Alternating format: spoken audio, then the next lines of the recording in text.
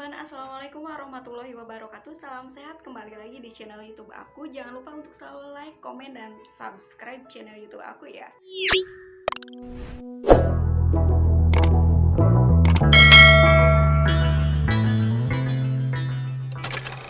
teman-teman, untuk video selanjutnya nih aku akan Q&A ya. Ada beberapa pertanyaan yang masuk di kolom komentar channel YouTube aku. Sebenarnya sih ada juga yang di luar informasi-informasi yang aku kasih, kayak seputar NPWP, tapi kebanyakan sih yang BPJS sih, sesuai apa yang aku bagiin. Nah, di sini aku akan jawab dulu nih dari ya Kak Laila Store ya, 4 hari yang lalu nih. Request Kak, katanya cara mendaftar NPWP pakai email yang pernah dipakai dan gagal. Oke, kalau emailnya pernah dipakai dan masih ada emailnya, itu aman Kak. Jadi gini, masuknya itu ke dashboard pajak ya kalau NPWP-nya belum punya. Kecuali kalau NPWP-nya udah punya, kalian masuknya di DJP online. Jadi nanti kalian akan masuknya itu lewat Evin dan Nick. Nah, di situ kalian tinggal lupa kata sandi aja kalau misalkan udah punya akun DJP-nya. Nah, kalau misalkan kalian belum punya NPWP terus lupa emailnya, kalian masuk aja ke DJP punya orang yang satu kakak dengan kalian. Nah, di situ kalian pengaduan aja kalau email NPWP-nya itu lupa atau tidak bisa digunakan lagi. Nah, kalau masalah gagalnya dari sisi mana dulu nih Kak? Biasanya kan kalau misalkan daftar NPWP itu awalnya itu yang pasti kedetek itu nicknya, nick kakak sesuai nggak nih sama Disduk. Kalau misalkan nggak sesuai dengan Disduk Capil, biasanya itu akan ditolak. Ada kesalahan memasukkan kriteria, misalkan kalian istri, salah gitu masukinnya. Nah, kalian itu minta dipandu aja pas pengaduan di DJP online-nya itu. Itu aja sih biasanya kalau kesalahan di NPWP. Jadi kayak salah upload surat, kayak gitu aja sih biasanya. Oke Kak, kalau misalkan ada kekurangan dari jawaban aku, boleh di DM aja atau di WA ya. WA aku udah ada di deskripsi channel aku ya. Oke, selanjutnya dari Kak Helmi Zulfikar, 13 hari yang lalu. Tapi ini udah aku bikinin videonya ya sebelumnya. Kak, bagaimana cara menonaktifkan auto debit BPJS BRI? Ditonton aja video aku yang satu ini ya.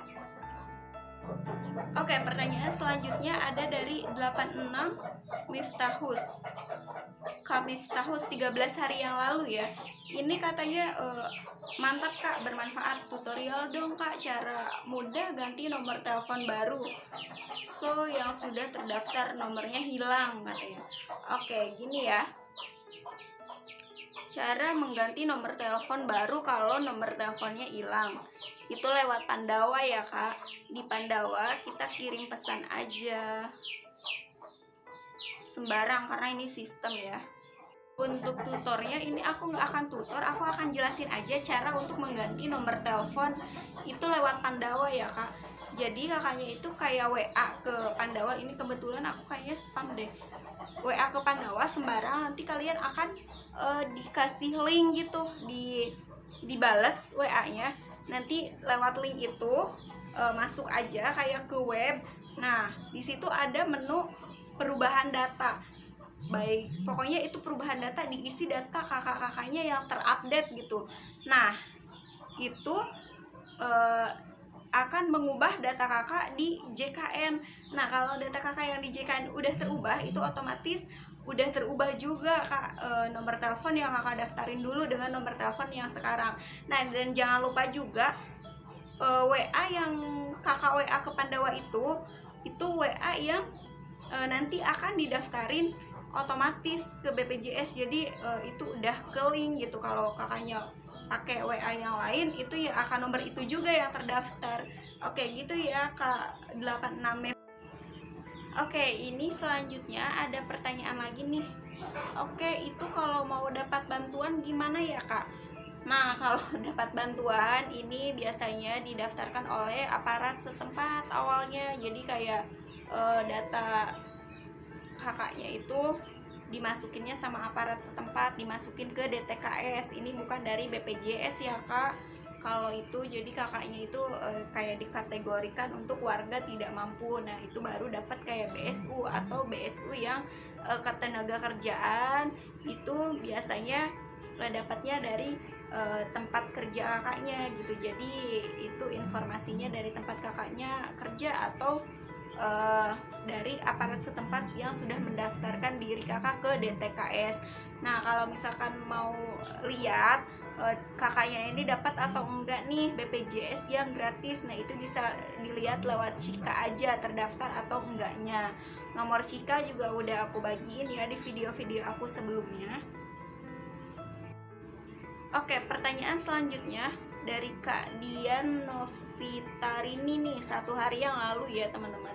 Tolong bales Kak, kebetulan aku juga kasus gitu RITL. Kebetulan aku juga rawat inap di RS, terus bayarnya kemana, totalnya gimana. Ini juga aku udah bales ya secara langsung di videonya, di komen videonya.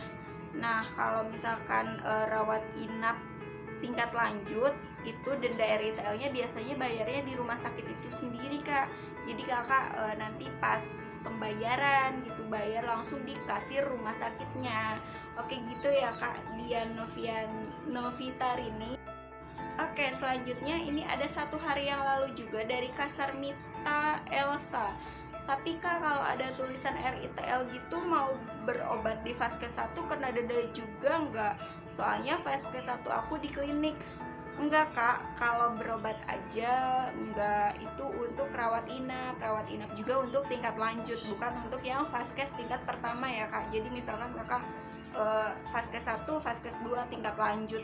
Oke gitu ya kak Sarmita Elsa, terima kasih pertanyaannya. Oke nih pertanyaan terakhir dari Kak Mahvin Official 1 bulan yang lalu. Tapi ini udah aku balas juga ya. Kalau istri saya lahiran terus sebelum habis masa RITL-nya lahiran normal di RS, apakah kena denda? Iya kena denda karena itu di rumah sakit ya kak. Jadi ya tingkat lanjut gitu dari Vaskes tingkat pertama. Nah untuk simulasi perhitungannya udah aku jelasin di video aku yang denda RITL itu. Maaf ya kalau videonya agak kurang bagus penjelasannya karena itu video awal aku, jadi maaf banget. Oke teman-teman, itu aja yang aku bahas di video kali ini tentang Q&A dari pertanyaan-pertanyaan yang masuk di komentar channel YouTube aku. Kalau kalian mau nanya juga nih tentang seputar BPJS atau dokumen-dokumen penting juga boleh. Kebetulan aku juga agak sedikit ngerti sih kalau cara pembuatan dan SK untuk pembuatan dokumen penting dari setiap daerah. Bisa di direct message Instagram aku di Lucy1717 atau misalkan ke WA aku ada di deskripsi channel YouTube aku ya. Jangan lupa untuk selalu visit, selalu view, selalu like, comment, dan subscribe ke channel YouTube aku biar kalian nambah terus informasinya. Ini aku share aja ya, bukan berarti aku ingin menggurui atau misalkan ingin sok tahu gitu. Aku di sini cuma ngasih informasi terkini aja. Di sini juga ada yang ngasih saran kak, kakaknya review video aja berita-berita BPJS. Sebenarnya aku lebih ke ngasih pengetahuan aku dari pengalaman aku, itu aja sih. Oke, itu aja bahasan video untuk kali ini. Mohon maaf apabila banyak kesalahan. Wabillahi taufiq walhidayah. Wassalamualaikum warahmatullahi wabarakatuh.